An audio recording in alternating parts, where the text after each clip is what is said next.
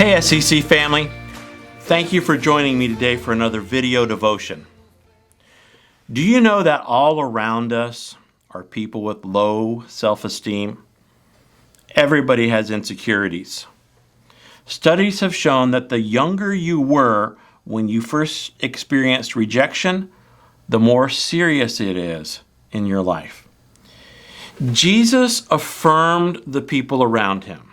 Jesus looked at people and he didn't see what they were. He saw what they could become. He saw their potential. He saw their growth. He saw what God intended for them to be. Over and over, Jesus said, "You can do it. I believe in you. I know you can do this. Nothing will be impossible. If you trust me, get my spirit inside of you, and depend on my power, you can do it. I believe in you." In Matthew 17:20, Jesus told them, "I tell you the truth, if you had faith even as small as a mustard seed, you could say, 'Move this mountain, move from here to there,' and it would move. Nothing would be impossible." Jesus is saying you can do it. With faith, you can do it. In Mark chapter 9, verse 23, Jesus said, "Anything is possible if a person believes." In Matthew 21:21, then Jesus told them, "I tell you the truth, if you have faith and don't doubt, you can do things like this and much more."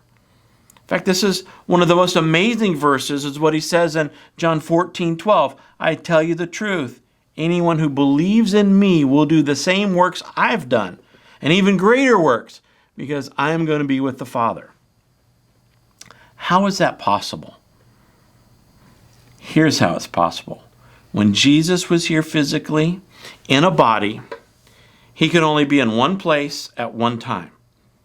But now Jesus can put his spirit in me and in you and in millions of other believers, and he can be doing miracles in many, if not millions of places all at once. He can answer prayer in many places at once. Romans 1:12 says, "When we get together, I want to encourage you in your faith, but I also want to be encouraged by yours." This is why I like being in a small group.